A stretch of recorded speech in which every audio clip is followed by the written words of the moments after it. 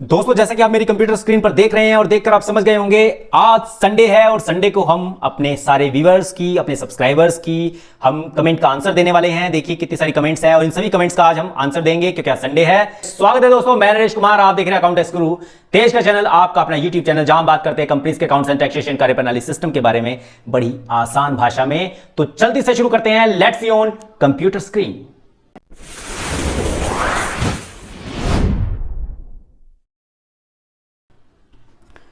दोस्तों, सबसे पहले हम देखते हैं, हमारे एक व्यूअर्स हैं जिनका नाम है संगीता कस्बे। अब ये क्या कहती हैं? ये कहती हैं, hello sir, my GST number cancellation on 25 November 2019, due date 25 February 2020, how to do final return, please guide me. देखिए बड़ा सिंपल सा है, आपका रजिस्ट्रेशन कैंसिल हो चुका है और उसके बाद उसकी जो ड्यू डेट थी, वो ड्यू डेट का मतलब ये था कि आपको इस ड्यू डेट से पहले पहले अपनी फाइनल रिटर्न जो जीएसटीआर 10 थी उसको फाइल करना था और लेट फीस नहीं लगती। बट अब ड्यू डेट निकल चुकी है। जब आप अपना लॉगिन करेंगे और अपनी रिटर्न को फाइल करेंगे तो वहां 5,000 रुपए सीजीएसटी, 5,000 एसजीएसटी की लेट फीस आपका वेट कर रही है। जल्दी से जाइए, भरिए और अपनी टेंशन को टेंशन फ्री हो जाइए, अपनी टेंशन को दूर कीजिए। और जितना लेट करेंगे उतना आपको दिक्कत आ सकती है। और वैसे भी अगर नहीं भी भरते तो 10,000 ही लगने हैं। कभी नोटिस आएगा तो भर देना, छोड़ दीजिए फिलहाल, ठीक है। और कभी नोटिस आएगा तो भी 10,000 ही लगेंगे। अगर थोड़ा बहुत इंटरेस्ट लग जाएगा शायद, तो वो आप देख लेना। बाकी अभी आपको सिर्फ उतने ही भरने हैं जितने पोर्टल पर शो कर रहा है। उसके बाद नेक्स्ट क्वेश्चन हम लेते हैं राहुल पाटिल जी, ऑडिट के बारे में जानकारी प्लीज।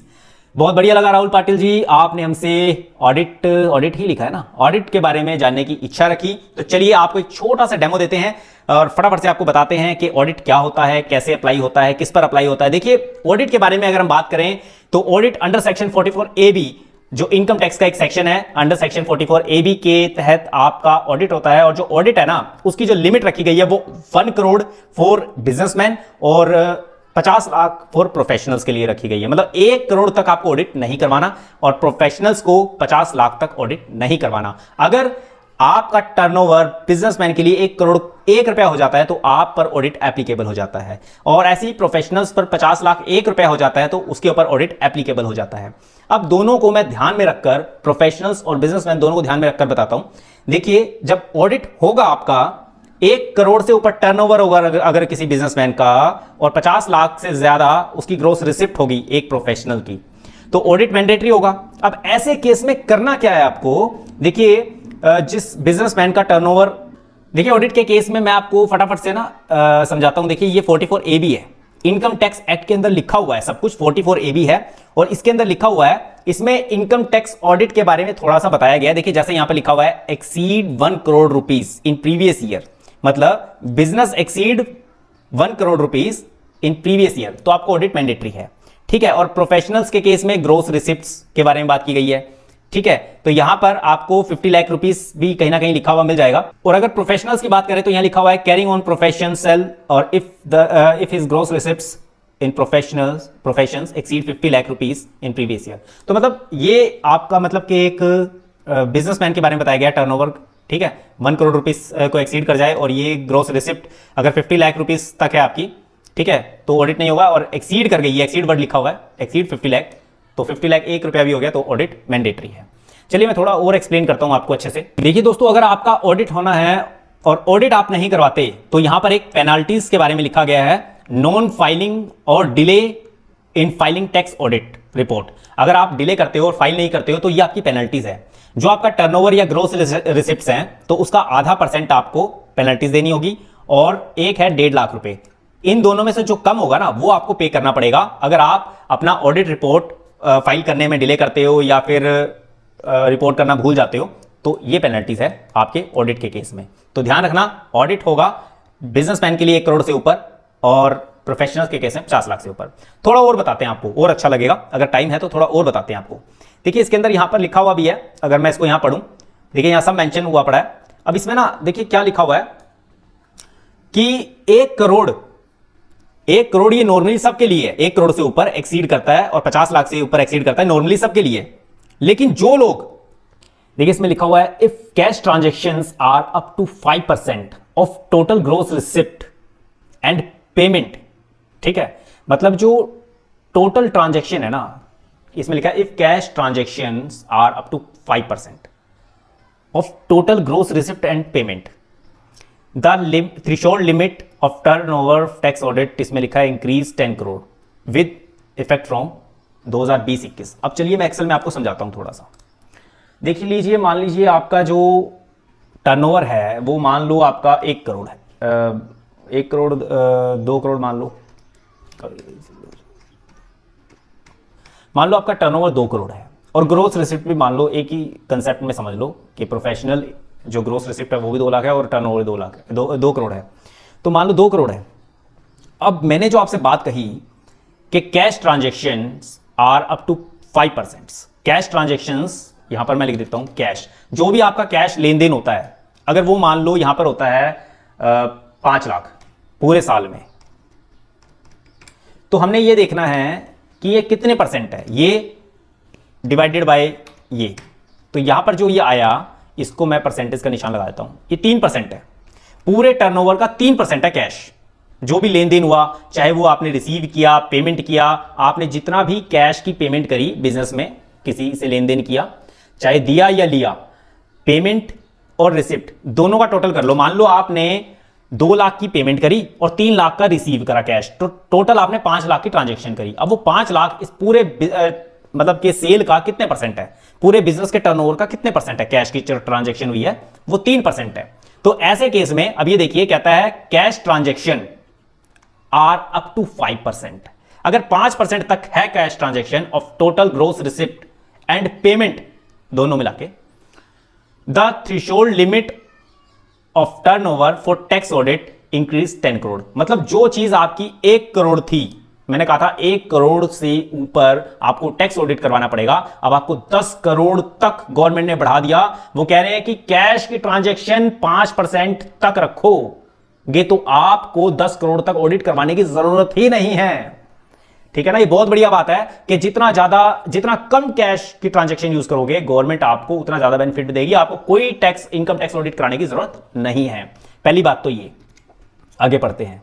ठीक है, और ये आपका जो है with effect from 20-21 financial year 1 अप्रैल 2020 से लेकर के ये शुरू हो गया, तो आप इसे यूज कर सकते हैं। और उसके बाद अगर मान लो ये आपका कैश यहां पर 10 लाख हो जाता तो ये 5% बन जाता, तो यहां तक भी आपको कोई ऑडिट कराने की जरूरत नहीं पड़ती। ठीक है, तो कैश 5% और जो आपका डिजिटल ट्रांजेक्शन है, बैंकिंग मोड से ट्रांजेक्शन है, वो 95% तक होना चाहिए। तो आपको मतलब सिंपल सा है, आपकी कैश ट्रांजेक्शन 5% को पार नहीं करनी चाहिए, टर्नओवर का 5% तक ही हो, लेन और लेन देन दोनों, रिसिप्ट पेमेंट, तो आपको 10 करोड़ तक ऑडिट की जरूरत नहीं है। ठीक है ना, अप टू 10 करोड़ रुपीस जरूरत नहीं है ऑडिट की। उसके बाद ऑडिट के बारे में मैं आपको और भी कुछ चीजें बताना चाहूंगा कि इसमें और क्या कुछ दिया हुआ है ऑडिट के बारे में। ठीक है, और ऐसे ही अपना इसके अंदर मैं आपको, ठीक है, बाकी आपको मालूम ही है। ठीक है, जो चीजें मैंने आपको टैक्स ऑडिट के बारे में बतानी थी कि भी सिर्फ और सिर्फ आपने इतना पूछा कि टैक्स ऑडिट के बारे में बताइए, तो मैंने बता दिया कि 1 करोड़ से ऊपर आपको टैक्स ऑडिट मैंडेटरी है बिजनेसमैन के लिए, 50 लाख से ऊपर आपको टैक्स ऑडिट मैंडेटरी है प्रोफेशनल्स के लिए। ठीक है जी, जो कैश में ट्रांजेक्शन करते हैं, ठीक है, या फिर 5% से ज्यादा आप कैश ट्रांजेक्शन का यूज करते हैं, कैश में लेन देन करते हैं 5% से ज्यादा, तो आपके लिए 1 करोड़ से ऊपर मैंडेटरी है। बट 5% से कम रखते हैं आप, तो वही जो आपका 1 करोड़ था वो आपका 10 करोड़ तक पहुंच गया, अब 10 करोड़ तक ऑडिट की जरूरत नहीं है। बहुत अच्छी बात है, डिजिटल बनाइए देश को। तो ये एक मतलब कि छोटी सी इंफॉर्मेशन थी, और टाइम से ऑडिट फाइल कीजिए। ठीक है, अच्छा, इसकी जो डेट है ऑडिट की वो मैं बता दूं आपको, 30 सितंबर है इसकी जो डेट है ऑडिट की, लास्ट डेट है 30 सितंबर। 30 सितंबर तक आप ऑडिट करवा लीजिए। 31 मार्च खत्म होने के बाद आपको 1 अप्रैल से 30 सितंबर तक 6 महीने का टाइम मिलता है। 6 महीने के अंदर अंदर आप ऑडिट करवा लीजिए, अदरवाइज आपको पेनाल्टीज तो पता है, इस टर्नओवर का 0.5%, ठीक है, 0.5% कितना बनेगा, ये मल्टीप्लाई, ये कम से कम आपका 1 लाख रुपए बनेगा और एक है 1.5 लाख रुपए। इन दोनों में से जो कम है वो आपको पे करना पड़ेगा। ठीक है, तो यहां पर ये लिखा भी है, मैंने आपको दिखा दिया। देखिए 0.5% ऑफ टोटल ग्रोस रिसिप्ट और सेल और 1.5 लाख, दोनों में से जो कम है वो आपको पे करना पड़ेगा। ठीक है जी। नेक्स्ट क्वेश्चन हम लेते हैं आकाश, क्या नाम है जी, अक्षय मोंदे जी कहते हैं, नाम अगर मुझे आपका प्रोनाउंसिएशन करने में थोड़ा सा मुझे अगर कोई गलती लग जाए आपके नाम में तो प्लीज क्षमा कर देना, क्योंकि इंसान है और गलती हो जाती है ना। तो आकाश जी कहते हैं कि for manufacturing business with just FSSAI registration number, इन्होंने FSSAI का रजिस्ट्रेशन लिया हुआ है लगता है, या इंफॉर्मेशन लेना चाहते हैं शायद अपने किसी फ्रेंड या क्लाइंट के लिए। With annual turnover less than 12 lakh, इन्होंने ना एक मेरे हिसाब से सर्टिफिकेट लिया होगा, क्योंकि 12 लाख से नीचे सर्टिफिकेट इशू होते हैं FSSAI के।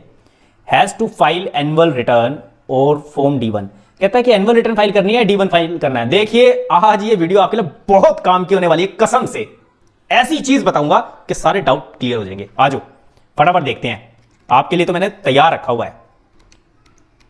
ये देखिए, ये है D1 फॉर्म, मैंने मैनुअल रखा हुआ है, बाकी आप जब पोर्टल पे जाएंगे ना वहां आपको डिजिटली मतलब एक कंप्यूटराइज दिखाई देगा जो पोर्टल पे होगा। देखिए एक D1 फॉर्म होता है, 2 ही फॉर्म होते हैं बस, तीसरा फॉर्म नहीं होता कोई। FSSAI वालों के लिए होते ही 2 फॉर्म है। अब पहला फॉर्म है D1 फॉर्म है जो मैं खुद फाइल करता हूं, ठीक है, for business other than milk product. ये कहता है कि जो लोग मिल्क प्रोडक्ट में डील करते हैं ना, जो लोग मिल्क प्रोडक्ट में डील करते हैं वो ये फॉर्म ना भरें, और मिल्क प्रोडक्ट के अलावा किराना गुड्स हो गई या फिर कुछ भी किसी भी तरह का जिसने FSSAI का लाइसेंस लिया हुआ है, सर्टिफिकेट लिया हुआ है, वो कोई भी हो, ठीक है, चाहे सिटी स्टेट लेवल पर लिया है, चाहे नेशनल लेवल पर लिया है उसने, चाहे अपने डिस्ट्रिक्ट लेवल पर लिया है, उसने अपनी एक रिटर्न भरनी है। सिंगल रिटर्न सिर्फ 2 ही है इसके अंदर, एक D1 है जो एनुअल जाती है, ये वो लोग भरते हैं जो मिल्क से रिलेटेड काम नहीं करते, मिल्क के अलावा कोई भी काम करते हो, ठीक है, एनुअली जाएगी। और ये भरने का मैंने आपको मतलब कि पोर्टल पर ये इसकी वीडियो भी बनाई हुई है, आप उसमें देख सकते हो, ठीक है। अब बात करते हैं दूसरे वाला फॉर्म, ये है फॉर्म D2, ठीक है, इसमें लिखा है हाफ ईयरली। देखो D1 जाएगा साल में एक बार एनुअली, और 31 मई उसकी लास्ट डेट है, ठीक है, 31 मई तक आप भर सकते हो मार्च के बाद। और हाफ ईयरली जो ये है, ये ओनली फॉर मिल्क प्रोडक्ट वालों के लिए है। ये जो D2 रिटर्न है ये हाफ ईयरली रिटर्न है मिल्क प्रोडक्ट वालों के लिए, जो मिल्क के प्रोडक्ट में डील करते हैं, ठीक है। इसमें 2 रिटर्न जाएगी, पहली जाएगी 1 अप्रैल से लेकर 30 सितंबर तक की, और दूसरी जाएगी 1 अक्टूबर से लेकर 31 मार्च तक की, ठीक है।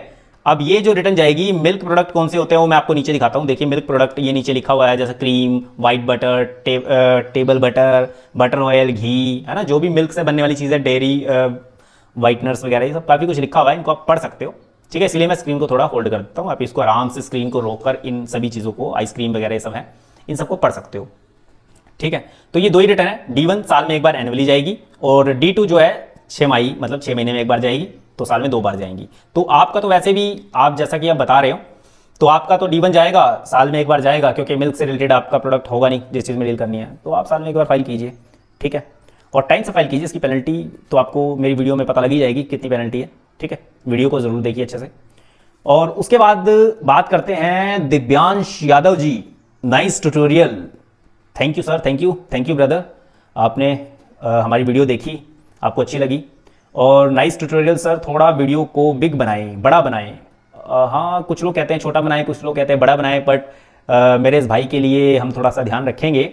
एक्चुअल में डिपेंड करता है कि हमारा जो टॉपिक है वो, देखिए कुछ लोग बोर हो जाते हैं और आप जैसे लोग इंटरेस्ट लेते हैं तो अच्छी बात है, वीडियो बड़ी छोटी वो सिचुएशन के हिसाब से बनती है, क्या करें, है ना।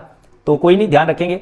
और फिर हमारे ब्रदर कहते हैं स्केटमैन कबीरा जी, बेस्ट वीडियो, सबके जवाब दे दिए, thank you brother, thank you, आपने मतलब इतनी बड़ी बात कही, अच्छा लगा, आपने टाइम निकाला इतना लिखने के लिए, बहुत बहुत धन्यवाद। उसके बाद हम बात करते हैं अभिषेक जाकर, thanks sir for reply, thank you very much. आने वाले टाइम में आपका चैनल नंबर 1 अकाउंटेंट चैनल बनेगा, ऐसा ही प्रैक्टिकल कोर्स लाते रहिए। ब्रदर इतनी बड़ी बात कहने के लिए आपका बहुत बहुत धन्यवाद, तहे दिल से धन्यवाद। जिस दिन ऐसा होगा हम सेलिब्रेट करेंगे, और यकीन मानिए कि मैं उस दिन आपको मतलब तहे दिल से याद करूंगा कि मेरे भाई ने ऐसी कामना की थी कि हमारा चैनल नंबर 1 बनेगा, और मुझे बहुत खुशी हुई कि आप मतलब कि ऐसा सोचते हैं, और ज़रूर आपका प्यार बना रहा, आप जैसे भाइयों का प्यार बना रहा, तो डेफिनेटली एक दिन हमारे सब्सक्राइबर भी बहुत ज़्यादा होंगे, हमारी फैमिली बहुत बड़ी हो जाएगी, और चैनल भी नंबर 1 बन जाएगा, no doubt. Thank you very much. और कुमार पुंज जी कहते हैं थैंक्स टेक्स गुरु, आपका बहुत बहुत स्वागत है। आपने हमारी वीडियोस को देखा और लाइक किया। उसके बाद हम बात करते हैं यशिका डोंगरे जी क्या लिखती हैं। Proceed to validation do not working return file. Proceed to validation do not working return file. I think proceed to validation, मुझे आपने पूरी बात नहीं लिखी कि ये एरर कहां पर आ रहा है, ये जो आप लिख रहे हो। बट जहां तक मेरा मानना है, मैं आपको एक छोटा सा एक डेमो दिखाता हूं जहां पर आप ये प्रॉब्लम फेस कर रहे होंगे। इनकम टैक्स इंडिया, ये पोर्टल में लॉगिन कर लेता हूं। मुझे जहां तक लगता है आप शायद बैंकिंग के बारे में कह रहे हो, क्योंकि यहां पर जो ये वैलिडेटेड लिखा हुआ है, शायद यहां पर आपका एक एरर है जो आप बता रहे हो, प्रोसीड टू वैलिडेशन। चलिए यहां पर आप पता है क्या कीजिए, जब आपने इसको यहां पर मतलब के क्लिक किया, ठीक है, कंफर्म किया, ठीक है, या फिर यहां पर मैं HDFC को कर लेता हूं कंटिन्यू। तो यहां पर आपने मतलब इसको, ये टिक नहीं है आपका, वैलिडेशन एरर आ रहा है। आप एक काम कीजिए, जब आपका वैलिडेशन एरर आएगा ना, तो यहां पर आपका ये 1 दिन लग गया, 2 दिन, 3 दिन, देखिए वैसे तो ये ना एक ही बार में हो जाता है, ज्यादा टाइम नहीं लगता। अब ना होने का कारण मैं आपको बताता हूं। देखिए उसमें ना 4-5 चीजें हैं, उनमें एरर होगा। देखिए बैंक में आप क्या देते हो, एक आधार कार्ड देते हो और एक पैन नंबर देते हो, ठीक है, एक मेल आईडी देते हो, एक फोन नंबर देते हो। पैन कार्ड, आधार, मेल आईडी, फोन नंबर, ये बैंक में आप देते हो। तो बैंक की जो इंफॉर्मेशन बैंक वालों ने आपके अकाउंट में अपडेट की है और आपने इनकम टैक्स के पोर्टल पर जो इंफॉर्मेशन अपडेट की है, दोनों मिसमैच है। या तो आप फोन नंबर गलत यूज कर रहे हो, या मेल आईडी अलग यूज कर रहे हो, या फिर आपने जो आधार कार्ड दिया हुआ है और पैन कार्ड दिया हुआ है बैंक में, उसमें नाम की स्पेलिंग जो है, पैन कार्ड में जो नाम की स्पेलिंग है या आधार कार्ड में जो नाम की स्पेलिंग है, हो सकता है दोनों अलग हो। एक में कुमार, मतलब एग्जांपल के लिए जैसे नरेश कुमार है, आप एक में नरेश, वहां पर पैन कार्ड में नरेश लिखा है और यहां नरेश कुमार कर रहे हो, या फिर पैन कार्ड में नरेश कुमार लिखा है, नरेश डाल रहे हो, मतलब कहीं ना कहीं आप नाम डिफरेंट डाल रहे हो, ठीक है। अगर आपका पैन कार्ड और आधार कार्ड में डिफरेंट नेम है, पहले आप अपना आधार कार्ड ठीक करवा लीजिए, सेम नाम होना चाहिए, और फिर वही नाम यहां पर डालिए।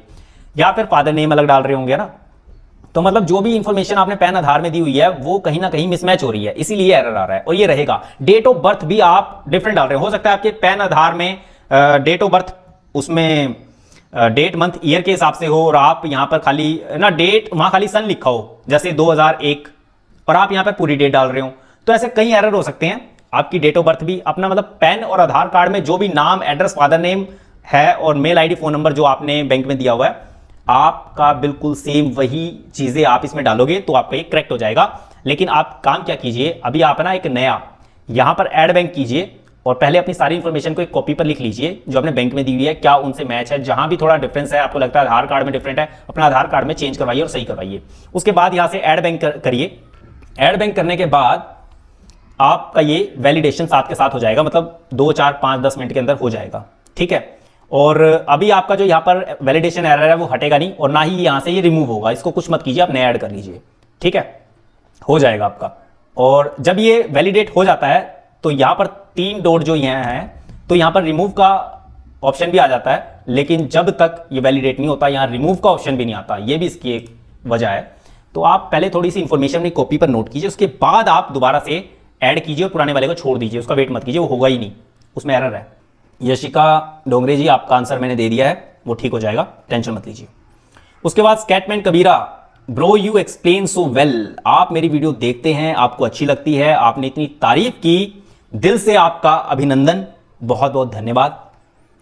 और मेरे हिसाब से अब सबके आंसर हो चुके हैं, और जो लोग चाहते हैं कि मैं संडे की वीडियो में उन सभी के आंसर्स को लूं, उनके मतलब सभी के क्वेश्चंस लूं और उनके आंसर दूं, तो आप सभी थोड़ा सा मतलब कि हमारी वीडियो के साथ जुड़े, हमारे चैनल के साथ जुड़ें और सब्सक्राइब भी करें, क्योंकि जैसे जैसे हमारी फैमिली बढ़ेगी, हमारे चैनल्स की फैमिली बढ़ेगी, वैसे वैसे हमें मोटिवेशन मिलेगा और हम उतनी ज़्यादा मेहनत करेंगे। एक्चुअली क्या है कि 2 चीज़ें होती हैं, एक होता है ऑफलाइन वर्किंग, एक होता है ऑनलाइन वर्किंग।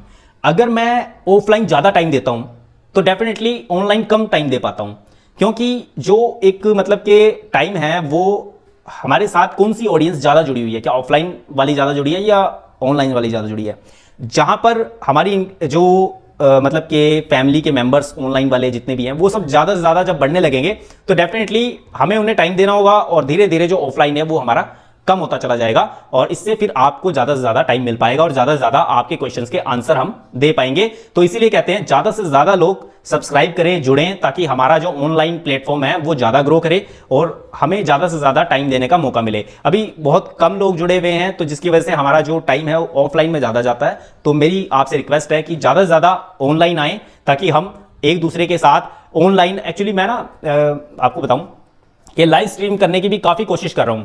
हम एक्चुअली अकाउंट्स की नॉलेज तो रखते हैं, बट ये टेक्निकल नॉलेज हमें इतनी नहीं है। बट अब धीरे धीरे सीख रहे हैं कि लाइव स्ट्रीम कैसे करना है, धीरे धीरे हम चेक कर रहे हैं उसको। जैसे सक्सेसफुल हो जाएंगे लाइव स्ट्रीम के अंदर, तो हम फिर आपके क्वेश्चंस को लाइव स्ट्रीम करके आंसर दिया करेंगे। और चलिए थोड़ा सा और भी कुछ इसमें देखें, क्योंकि देखिए आप पे टाइम है, क्योंकि मैं आज आया हूं तो टाइम अब 5 मिनट 10 मिनट क्या लगाने, जितना टाइम लगेगा लगेगा। जैसे हमारे मतलब कि यहाँ लिखा हुआ था ना, हमारे ब्रदर ने कहाँ लिखा था, जवाब ने दिया है, मेंशन कर दीजिए।